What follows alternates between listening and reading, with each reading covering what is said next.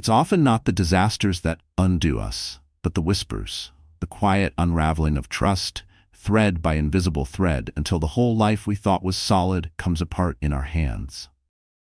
In the quiet suburbs of Seattle, where craftsman-style homes dotted the tree-lined avenues, Claire Jensen's life had always followed a predictable rhythm.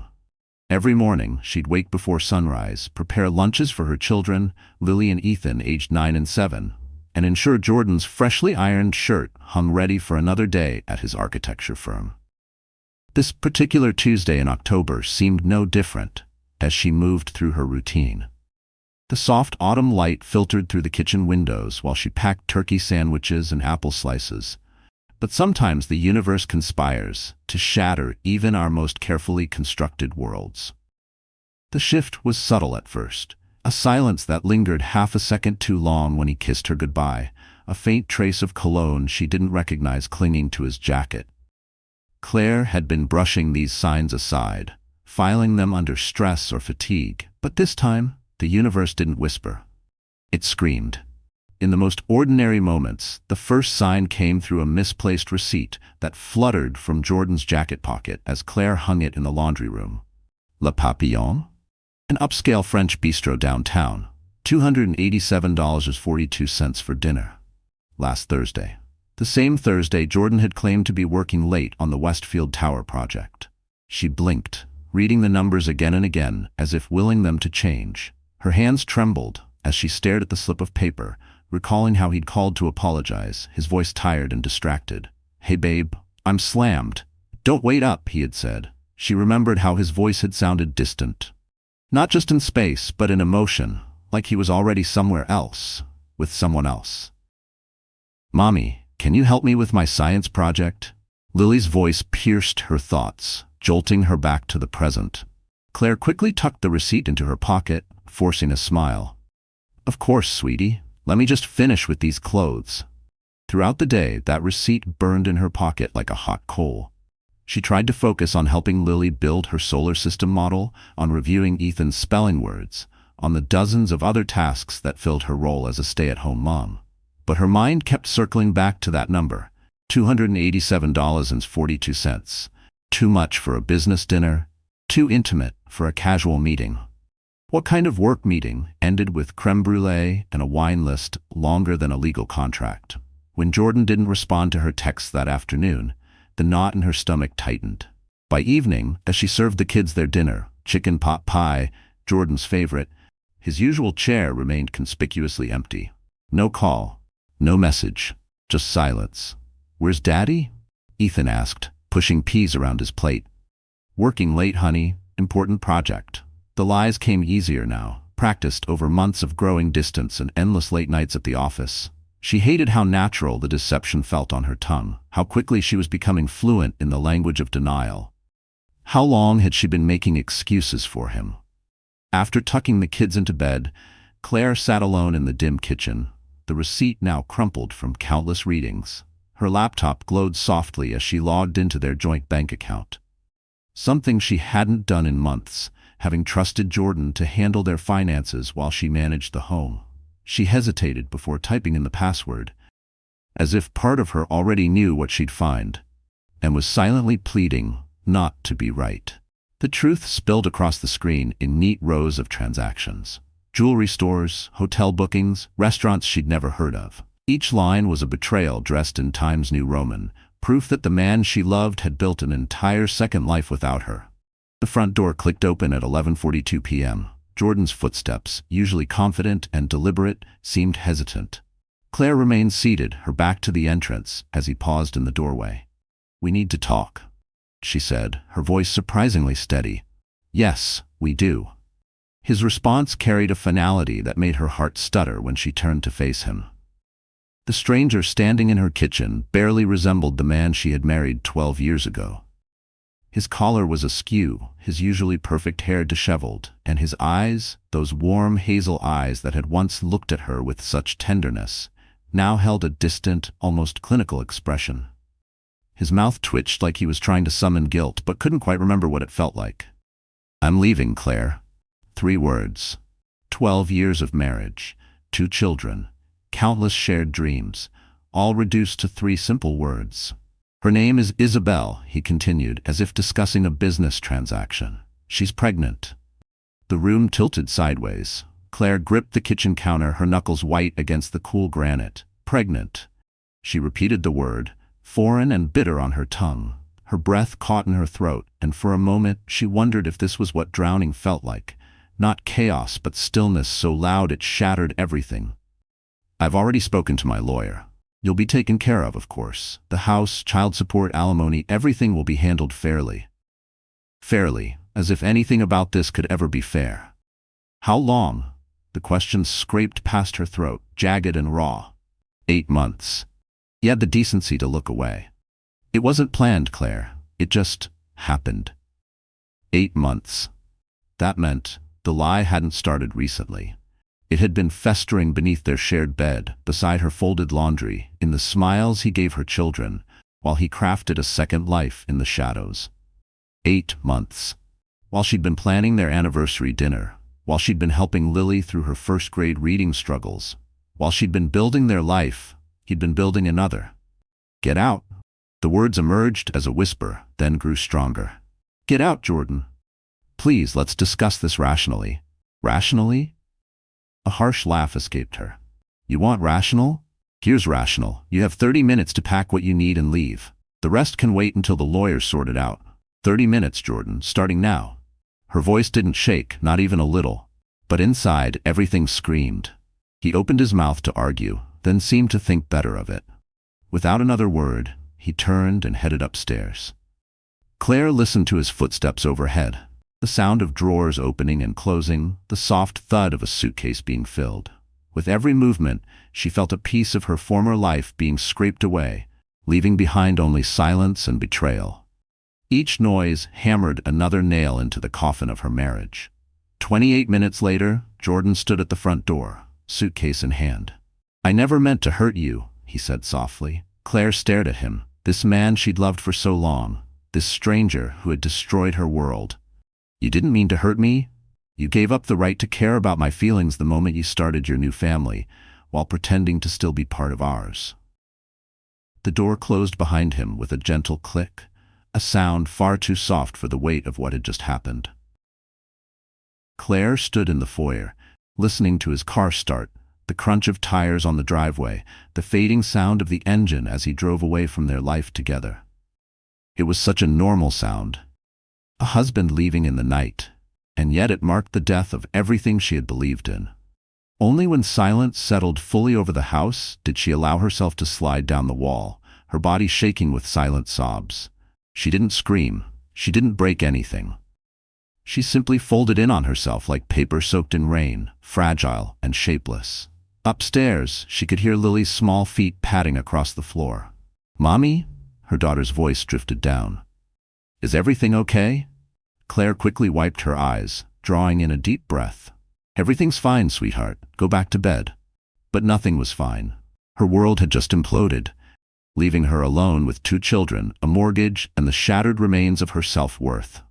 The air felt heavier now, as if the house itself understood that something had cracked irreparably inside its walls. As she sat there in the dim foyer, memories of the past 12 years flickered through her mind like a bitter slideshow. The college degree she'd abandoned to support Jordan's career, the friends she'd lost touch with, the dreams she'd shelved. There had been a version of herself once, full of possibility. She missed that woman more than she missed him. Tomorrow, she would have to tell her children their father had left. Tomorrow, she would have to figure out how to move forward. Tomorrow, she would have to be strong. But strength could wait. Tonight was for mourning, for breathing through the ache and admitting she wasn't okay. But tonight, in the quiet darkness of her broken home, Claire Jensen allowed herself to grieve, for the life she thought she had, and for the woman she'd lost along the way. As the first light of dawn began to creep through the kitchen window, Claire finally stood up. Her legs were stiff, her eyes swollen. But something else stirred within her, a spark of determination, a flicker of defiance. She walked into the kitchen and opened her laptop. This time she navigated to the University of Washington website. Her cursor hovered over the Apply Now button for a long, trembling moment. Then, she clicked. It wasn't just an application. It was a declaration. It was time to reclaim the woman she'd put on hold for far too long. 3 months after Jordan's departure, Claire sat in her first college lecture in over a decade. Her notebook lay open but untouched. Around her, students barely older than 20 tapped away on sleek laptops. Claire struggled to focus on the professor's discussion of business economics. Her mind kept drifting to Ethan's tears that morning, missing his dad, to Lily's increasingly quiet breakfasts, to the bills piling up and the resume she hadn't updated in years. The familiar buzz of her phone made her stomach clench. Another message from Jordan's lawyer about adjusting the custody schedule. She silenced it without looking, forcing her attention back to the lecture. She had fought too hard for this chance. She wasn't going to let Jordan derail her again. And that's why we look at market equilibrium. Professor Hendricks's voice began to fade as Claire's phone buzzed again, this time with her babysitter's number flashing on the screen. Miss Jensen? The professor's voice cut through her rising panic. Is everything all right? 20 pairs of eyes turned toward her. Claire felt her face flush as she quickly gathered her belongings. I'm sorry, I have to go. It's my children. Her hands trembled as she stuffed her notebook into her bag, the judgment she imagined in every glance weighing heavier than the textbooks she carried. The drive to Ethan's elementary school felt endless. Her 7-year-old son had thrown up in class and now sat pale and miserable in the nurse's office. His face was flushed, his eyes glossy with tears. Claire knelt beside him, brushing damp hair from his forehead, whispering comfort while her heart raced with guilt. Lily would need to be picked up from her school in less than an hour. The carefully constructed schedule of Claire's new life was already unraveling, and it wasn't even noon. Mommy, I don't feel good, Ethan whimpered from the back seat. I know, baby. We'll be home soon. Claire checked the rearview mirror, noticing the dark circles under her own eyes. She looked older than 35, worn down by too many battles fought alone. How long could she keep this up? Her phone rang through the car's Bluetooth. Jordan's name appeared on the dashboard display. Not now, she muttered, declining the call. The last thing she needed was another lecture about how her return to college was disrupting the kids' stability. After settling Ethan in with soup and cartoons, Claire opened her laptop to review the lecture she'd missed. The screen glowed with academic slides she couldn't absorb, her mind too cluttered with survival math. The sight of her empty bank account made her wince. Jordan's first alimony payment wasn't due for another week, and her part-time virtual assistant job barely covered groceries. The weight of it all, single parenthood, financial stress, academic pressure, pressed down on her chest until she could barely breathe. For a moment she just stared at the ceiling, blinking back tears, wondering how much longer she could pretend she wasn't drowning. The chime of the doorbell startled her. On the doorstep stood an impeccably dressed man in his early 40s. His dark hair, streaked with silver, and tailored suit suggested corporate success. Mrs. Jensen, his voice carried a gentle authority. I'm Lucas Anderson. I believe you've been doing some virtual assistant work for my company. Claire's heart sank. Had she made a mistake in the reports she'd submitted? Mr. Anderson, please call me Lucas. His smile reached his eyes, creating subtle creases at the corners. I was reviewing your work on our latest project, and I have to say, your attention to detail is impressive, especially the suggestions you included about streamlining our documentation process. Relief rushed through her. Oh, thank you. I just thought. A crash from inside interrupted her, followed by Ethan's crying. I'm so sorry. My son is sick and Mommy! Ethan's voice carried a sharp note of distress that had her turning instantly. Please excuse me for a moment, she apologized, rushing inside. She found Ethan hunched over, his soup bowl knocked to the floor, tears streaming down his flushed cheeks. I tried to get water, he hiccuped. It's okay, sweetie. Claire grabbed some paper towels, aware of Lucas Anderson still standing uncertainly in the doorway. This certainly wasn't how she'd imagined meeting the CEO of her contract employer. Not with her son crying and chicken noodle dripping down the cabinets. Not with yesterday's laundry still piled on the counter. Let me help, Lucas offered, already rolling up his sleeves. Before she could protest, he was carefully picking up the fallen bowl while she cleaned Ethan. You really don't have to. I have a nephew about his age, Lucas said, his movements efficient as he helped clean up the spill. Trust me, I've seen worse, including a Lego lodged in a toaster. Kids get sick. It happens. What doesn't usually happen is finding virtual assistants who can spot systemic inefficiencies while managing basic data entry. Once Ethan was settled back on the couch with a fresh bowl of soup and Coons playing softly, Lucas turned to Claire. That's actually why I'm here, he said. We have a more permanent position opening up in our operations department. Given the quality of your work, I'd like you to consider applying. Claire blinked, certain she'd misheard.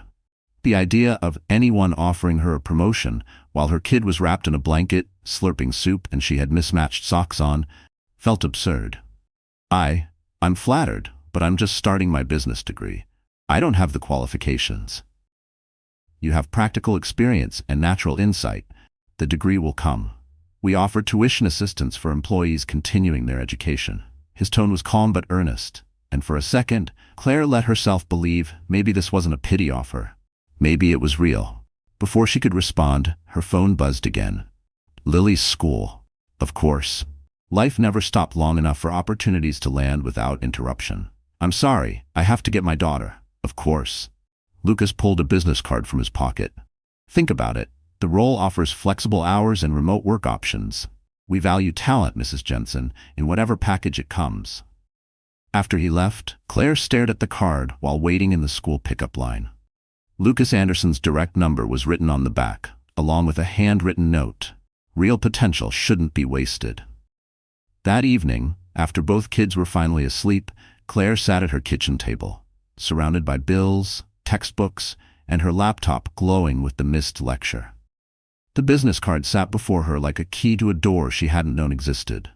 She picked it up, turned it over, and stared at the handwriting again, noticing how steady it looked compared to her own recent scribbles, always rushed, always tired. Her phone lit up again, this time with another call from Jordan. This time, she answered. Claire, we need to talk about this college thing, he started without preamble. Isabel thinks. No, Claire interrupted, surprising even herself with the firmness in her voice. It didn't shake. It didn't soften.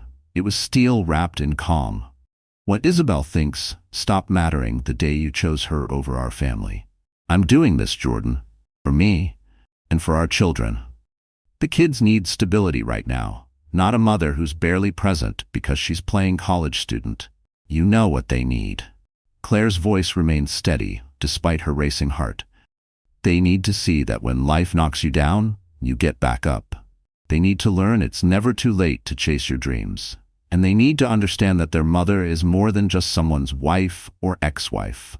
Silence filled the line. For a moment, all she could hear was her own breathing and the thunderous pounding in her ears. Finally, Jordan spoke softly. You've changed. Yes, she agreed. I have. After hanging up, Claire picked up Lucas Anderson's business card again. The corporate world terrified her. It felt like a country where she didn't speak the language. Suits instead of sweatpants, boardrooms instead of school pickup lines. She had no formal experience, no completed degree, and 2 children depending on her. But as she looked around the kitchen, bills stacked beside textbooks, the remnants of dinner on the counter, a schedule scribbled on the whiteboard, she realized something. Terror wasn't new. She'd been terrified every day since Jordan left, and yet she was still standing. Bruised, maybe, but standing. And that counted. Claire reached for her laptop and began typing an email to Lucas Anderson. Whatever came next, she was done letting fear make her decisions. It was time to find out what she was really capable of. As she wrote, a notification popped up, her first B+ on a business economics paper. A small victory. But tonight, it felt like a sign. Maybe she wasn't just surviving anymore. Maybe she was learning to rebuild. Brick by uncertain brick. Maybe, just maybe, she was starting to thrive. 6 months into her new role at Anderson Enterprises, Claire stood before the mirror in her office bathroom, smoothing her blazer and taking a deep breath. The quarterly operations meeting would begin in 20 minutes, and she was presenting her analysis of the company's workflow inefficiencies. Her first major presentation since joining the firm. You've got this, she whispered to her reflection, remembering the late nights spent preparing while her children slept. Her phone buzzed, A text from Madison, her new friend, from the single-parent support group, who was watching Lily and Ethan tonight. Kids had dinner. Homework's done. They're asking to wait up for you. Okay to let them? Guilt tugged at Claire's heart, but she pushed it aside. She was showing them something more powerful than a lullaby. She was showing them what perseverance looked like. Tell them one bedtime story, then sleep. Promise I'll peek in when I'm home. As she gathered her presentation materials, Lucas appeared in the office doorway. These days, his presence brought a flutter to her stomach that had nothing to do with professional anxiety. "Ready for the big moment?" he asked, his smile warm, his steel blue eyes steady. "As ready as I'll ever be," Claire replied, clutching her tablet a little closer. "Though I'm still not sure the board will appreciate criticism from the newest employee. They'll appreciate solutions from someone brave enough to offer them." Lucas stepped into her office, closing the door behind him. "Claire, there's something I should tell you before the meeting." Her stomach tightened. "Richard Crawford will be there." The name landed like a cold drop down her spine. Richard Crawford, Lucas's former business partner, recently returned to Seattle after years abroad. Office rumors painted him as brilliant but ruthless. He'd been pushed out of the company years ago under murky, unexplained circumstances. Some said he'd been framed. Others whispered he'd framed someone else. But either way, everyone agreed Crawford didn't just play to win, he played to destroy. "Why?" she asked, noticing the tension in Lucas's jaw. "He's making a play for a board position," Lucas replied. "Claims he wants to protect his remaining interests in the company." Lucas ran a hand through his hair, a rare display of frustration. It made him look younger somehow, like the weight of legacy had cracked his composure for a second. "Just be prepared. Richard has a talent for finding vulnerabilities and exploiting them." The warning in his voice made her nervous, but it also sparked something else, defiance. "I've survived worse than a hostile board member." Lucas's expression softened. "Yes, you have." He moved closer, close enough that she could smell the subtle cologne he always wore. For a moment, the world shrank to just the two of them, a quiet before the storm. "Claire, after the meeting, I was wondering if you'd like to—" A knock on the door interrupted them. "Mr. Anderson, they're ready in the boardroom." The moment shattered. Lucas stepped back, professional distance replacing the warmth in his eyes. "Shall we?" The boardroom was intimidating. Floor-to-ceiling windows overlooked the Seattle skyline. 12 pairs of eyes watched Claire as she approached the podium, including Richard Crawford's cold, calculating gaze. He looked exactly like his corporate headshots, distinguished, somewhere in his 50s, with sharp features and sharper eyes. But the photos hadn't captured the chill in his expression. Like a man always 2 moves ahead in a chess game, no one else knew they were playing. Claire launched into her presentation, her voice gaining strength with each sentence as she detailed her findings. Current system bottlenecks, redundant processes, potential solutions. Numbers and charts flowed across the screen behind her, supporting every point. "Impressive analysis," Richard interrupted smoothly. "Tell me, Mrs. Jensen, how does a former housewife develop such insight into corporate operations?" A few people inhaled sharply. The tone wasn't just condescending, it was calculated. A blade, sheathed in politeness. The room tensed. Lucas started to respond, but Claire beat him to it. "The same way anyone develops insight, Mr. Crawford. Through observation, analysis, and the understanding that systems, whether managing a household budget or a multinational corporation, succeed or fail based on efficiency and adaptation. And your personal relationship with our CEO," he added with a pointed look, "had no bearing on your rapid rise within the company." Before she could respond, her phone lit up. Madison's name. Claire's heart stopped. She never called during presentations. Unless, "Excuse me," Claire managed, stepping away from the podium. "Family emergency." Ethan had fallen, trying to show Lily a cartwheel. Possible broken arm. They were on the way to the emergency room. Claire barely remembered how she got out of the boardroom. Only that her heels echoed like gunshots in the corridor, and her breath caught somewhere between panic and guilt. The next few hours passed in a blur. The sterile hallways of the hospital, Ethan's tear-streaked face, the soft rustle of X-ray films confirming a clean break. The cold fluorescent lighting seemed to buzz louder with each minute, matching the static in her mind. Through it all, her phone buzzed with messages from Lucas, each more concerned than the last.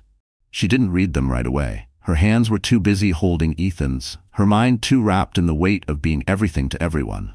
"Is your son okay?" "Don't worry about the meeting." Crawford was out of line. At midnight, with Ethan finally asleep in his bed, his small arm wrapped in a bright blue cast, Claire sat on her back porch. The spring air carried a hint of warmth, a whisper of change, the kind of breeze that made you believe tomorrow could actually be different. Her laptop glowed with unread emails, follow-ups about the interrupted presentation, and a formal complaint from Richard Crawford for unprofessional conduct. Unprofessional. For choosing her son over a slideshow. She closed the laptop with a quiet snap, her jaw tightening. A soft knock on the front door startled her. Lucas stood there, his tie loosened, holding a brown paper bag. "I thought you might have missed dinner," he said quietly. "Hospital cafeteria food is terrible." The simple kindness shattered something inside her. Tears she'd been holding back all day spilled over. Not dramatic, not heaving, just quiet, exhausted tears from someone too tired to pretend anymore. "Hey." Lucas set the food down and pulled her into a gentle hug. "Ethan will be fine. Kids bounce back." "It's not just that," Claire said, pulling away, wiping at her face. "Crawford was right. I'm in over my head, trying to be a professional, a student, a mother. I'm failing at all of them." "Look at me." Lucas's voice was steady, grounding. "You presented a brilliant analysis today. You're maintaining a 3.8 GPA, and you just spent 6 hours making sure your son got the care he needed. That's not failure, Claire. That's extraordinary." Their eyes met, and the air between them shifted. Lucas's hand still rested gently on her arm, his touch sending warmth through her skin. She hadn't realized how long it had been since someone touched her with care, not out of obligation, not out of pity, but out of quiet admiration. "I should go," he said softly, but he didn't move. "Yes," she whispered, stepping closer.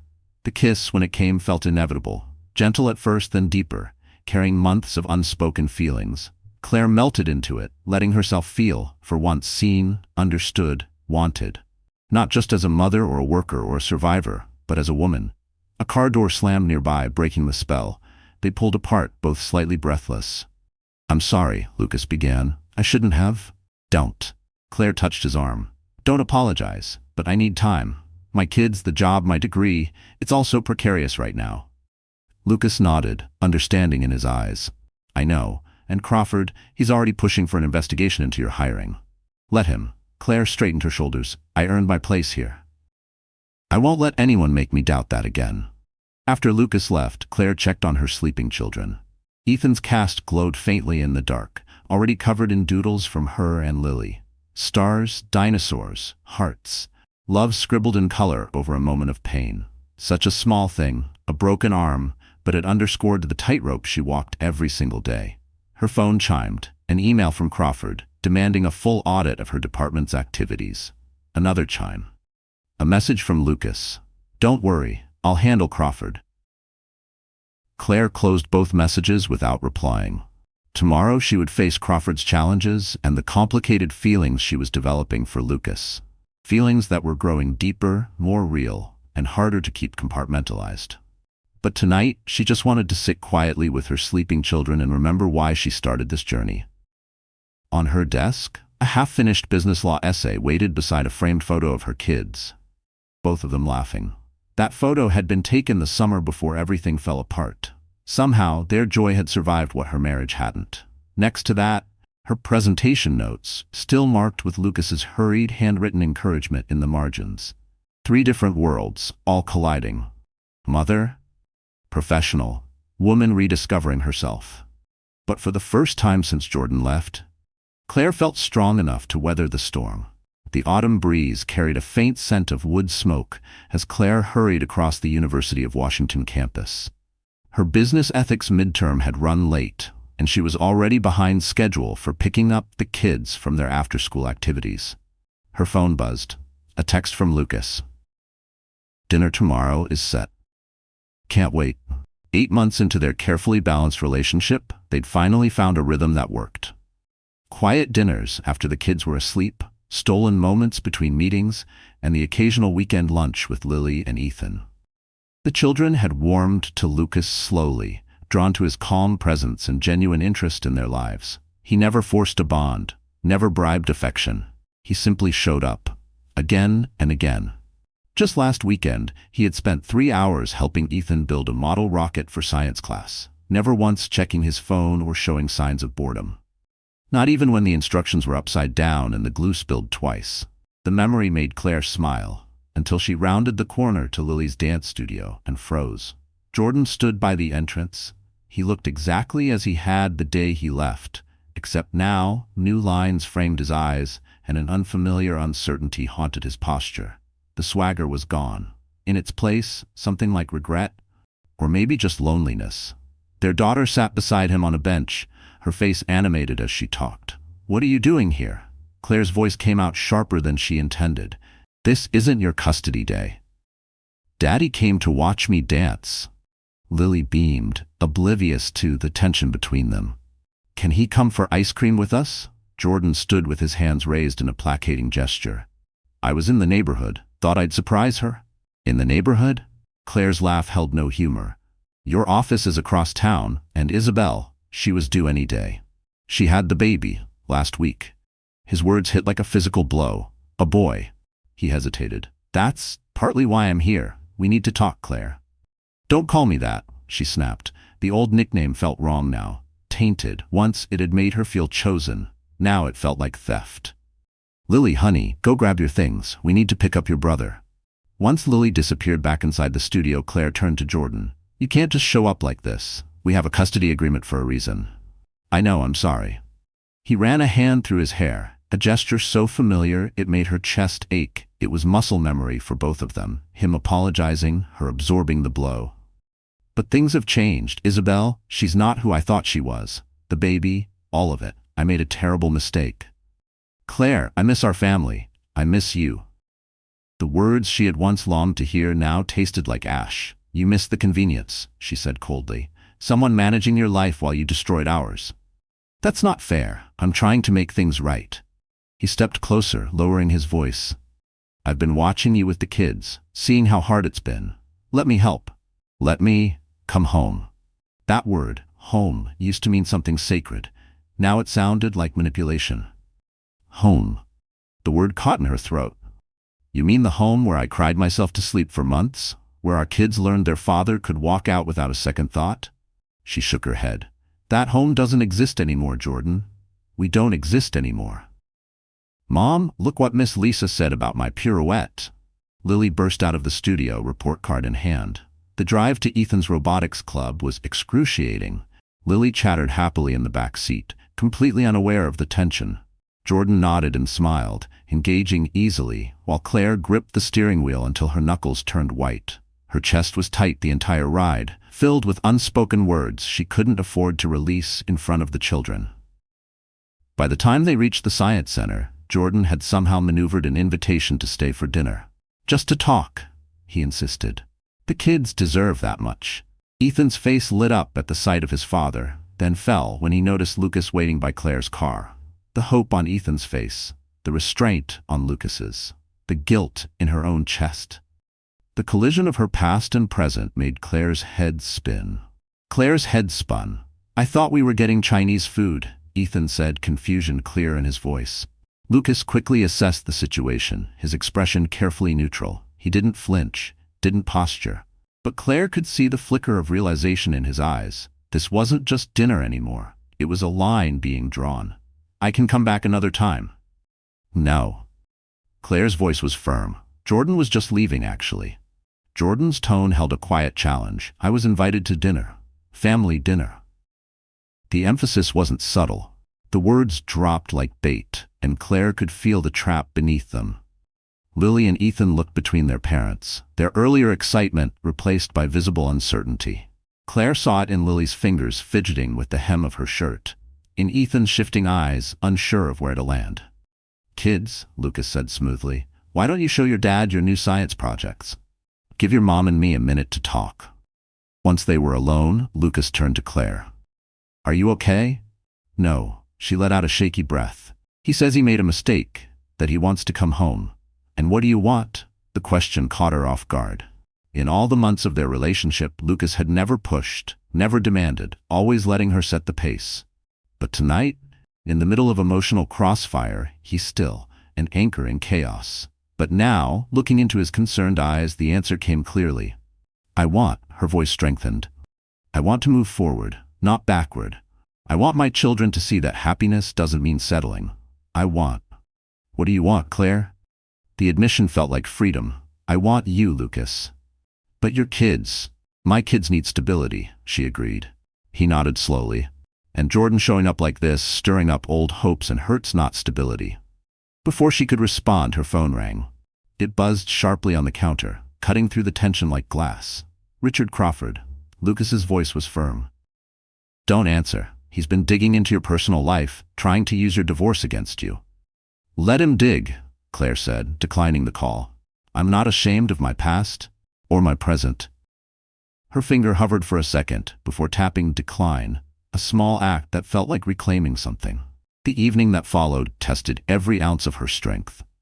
Jordan reminisced about old times while the children hung on his every word. The stories were sanitized, edited for charm. Claire recognized the manipulation buried in nostalgia. Lucas kept his distance, professional and calm, but never far, always within reach if she needed him. The weight of unspoken words and impossible choices hung in the air. Dinner had never felt so much like negotiation. After the kids were finally asleep, Jordan lingered in the kitchen. We could try again, he said softly. For them, for us. There is no us, Claire said, her voice quiet but unwavering. There's only who we used to be and who we are now. And who I am now, she continued. She doesn't need you anymore. Because of him? Jordan's voice sharpened, nodding toward the living room, where Lucas sat, waiting. You've known him, 8 months? We have 12 years of history. Exactly, Claire said, standing taller. History. What we had ended the moment you chose someone else. I've spent the past year rebuilding myself, Claire said, her voice unwavering, and I won't let you tear that down just because your new life didn't turn out the way you planned. The kids need their father, Jordan argued. They have their father. On scheduled custody days, she replied calmly. Her tone was measured, but her spine was steel. What they need now is to see their mother happy, whole, and strong enough to choose her own path. After Jordan left, Claire found Lucas in the living room, pretending to work on his laptop. He closed it the moment she sat beside him. I should have warned you he was back, she said softly. You didn't owe me that, he replied, taking her hand. His thumb traced gentle circles on her palm. That simple motion calmed something stormy inside her, the way deep breaths settle waves. You don't owe anyone explanations for your choices, Claire. Not me, not Jordan, not Crawford. You've earned the right to decide your own future.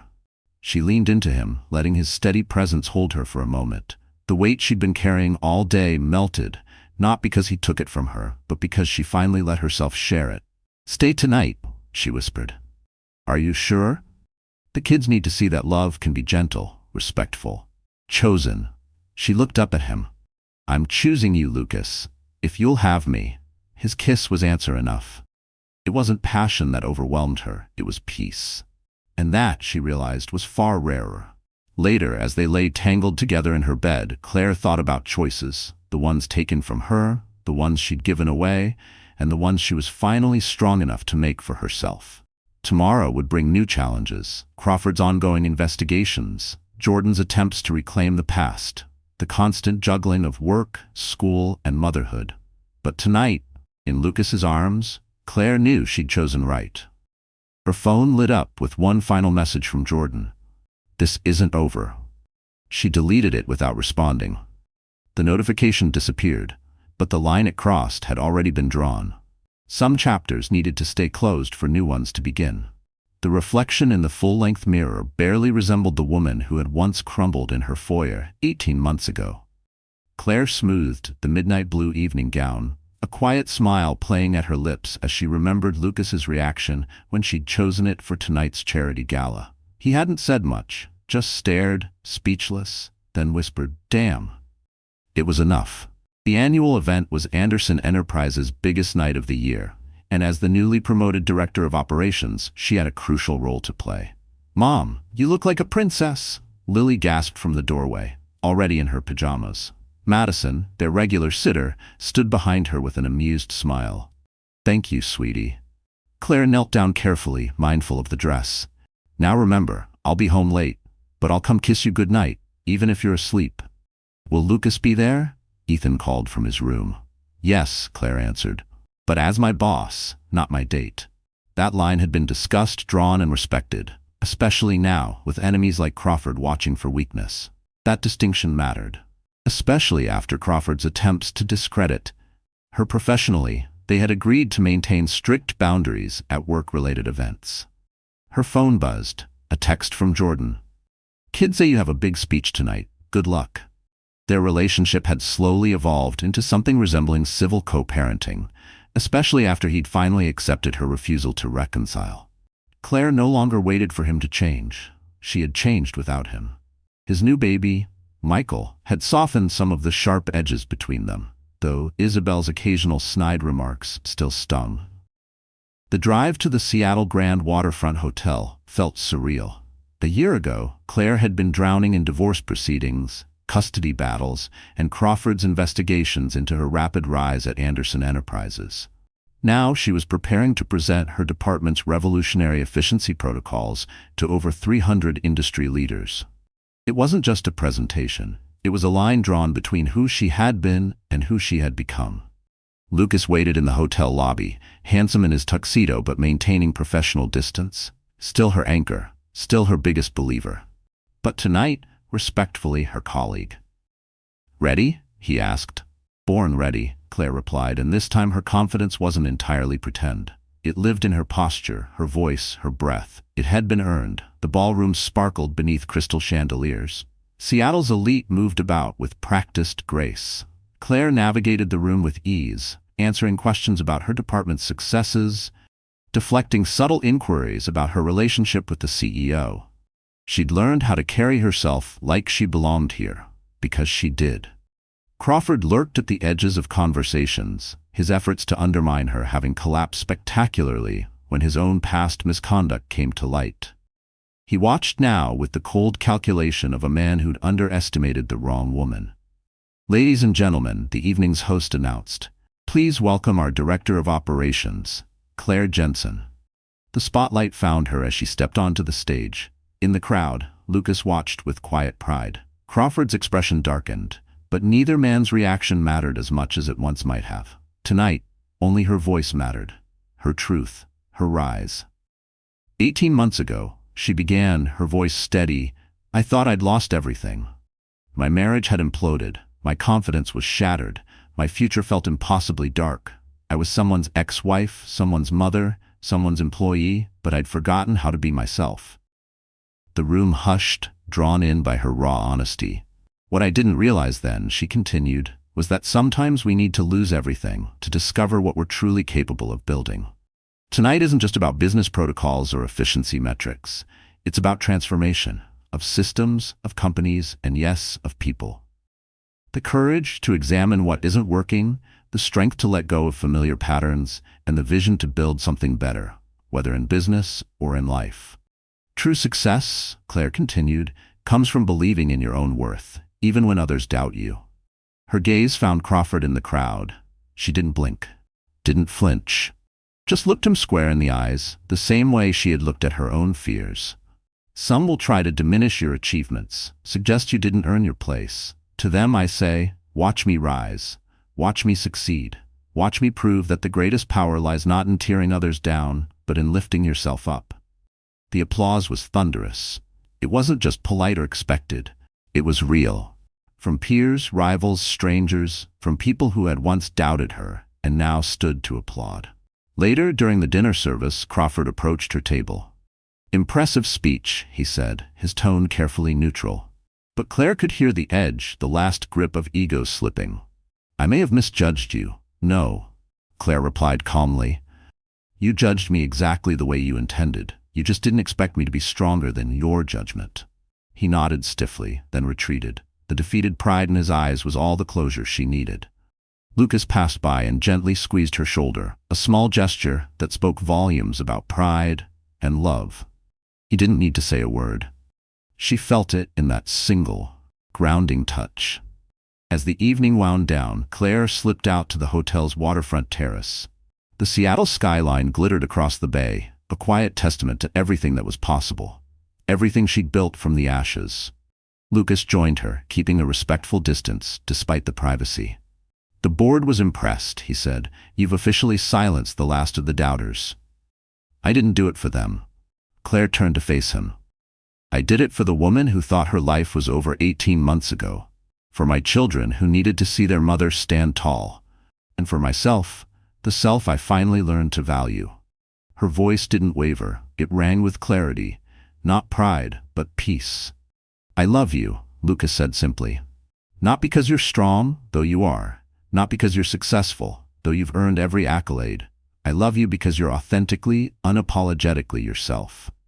Even when yourself is a mess of insecurities at 3 a.m. study sessions." He smiled. "Though I have to admit, watching you handle Crawford tonight, that was particularly attractive." Just then, a text interrupted their moment. Madison, sending a photo of Lily and Ethan fast asleep, still in their fancy clothes. Claire's heart softened instantly. Her two little lights, wrapped in blankets and innocence, waiting up in celebration. They'd insisted on dressing up to celebrate their mom's big night. "Go home," Lucas said gently. "Be with your children." "We have all the time in the world." "We do," Claire agreed, "because this time, I'm choosing this life, not falling into it, not clinging to it out of fear or obligation, but choosing it, completely and without reservation." The drive home was peaceful. Her speech notes were forgotten in her clutch. Through the window she watched Seattle drift by, the city where she'd lost herself, found herself, and finally learned to love herself. The city hadn't changed. She had. And now, every streetlight felt like a quiet witness to her rebirth. Her children slept just as Madison's photo had shown, Lily still in her party dress, Ethan in his little clip-on tie. Claire kissed them softly, breathing in the scent of childhood and innocence. This stillness, this closeness, was the real success. In her home office, her diploma from the accelerated business program sat ready to be framed alongside her recent promotion letter. Photos lined the walls now, not just of her children, but of her own accomplishments. Her friendships, her new life, snapshots of a woman who had rebuilt not just her world, but herself. And on her desk sat a frame holding her gala speech notes, with Lucas's handwritten message in the margin: "You never needed saving. You just needed to remember your own strength." Claire changed out of her gown and curled up in her favorite chair, the one that had held her through countless nights of tears and transformation. The fabric was worn, but it was hers, like the life she'd made, imperfect, patched together, and stronger for it. Her phone lit up with messages from friends, a heart emoji from Lucas, and a simple text from Jordan. "You've changed everything, including my understanding of strength." She smiled. No need to respond. Some closures speak louder in silence. Tomorrow would bring new challenges, balancing her growing career with motherhood, nurturing her relationship with Lucas while keeping professional lines clear, continuing to prove herself in the corporate world. But tonight, in the quiet of her home, surrounded by proof of the life she'd rebuilt, Claire Jensen finally felt complete. Not because of a man, not because of a job, not even because of a diploma, but because she had learned the greatest lesson. True strength isn't found in never falling. It's found in rising, every time life knocks you down. She picked up her laptop, opening the document that held her next big project. The future stretched before her, full of possibilities. She'd earned the right to choose, and this time, she was ready for whatever came next. Dear friend, if Claire's journey hit something deep in you, you're not alone. Maybe you've felt that quiet unraveling, that moment when life no longer looks like the one you built and you're left standing in the pieces. The truth is, most of us don't wake up one day knowing it's time to change. We feel it slowly, through the silence, the ache, the restless tug that whispers, "There's more than this." Claire's story reminds us of something powerful. That falling apart isn't the end, it's an invitation to rise. The Stoics said it best: you have power over your mind, not outside events. Realize this, and you will find strength. She didn't wait to be saved. She remembered who she was, and she chose to begin again. You can too. So let me ask you, when was that moment for you? When did you realize it was time to reinvent yourself? Not because life gave you permission, but because your soul demanded it. Was it a moment of heartbreak or an inner awakening? And what changed after you made that choice? I'd love to hear your story in the comments. Really, your voice matters here. If this story stirred something in you, if it made you feel seen or gave you hope, please give it a like, share it with someone who might need it today, and subscribe so you don't miss the next story we bring to life. Thank you for being here. And wherever you are in your journey, remember, you always have the power to begin again.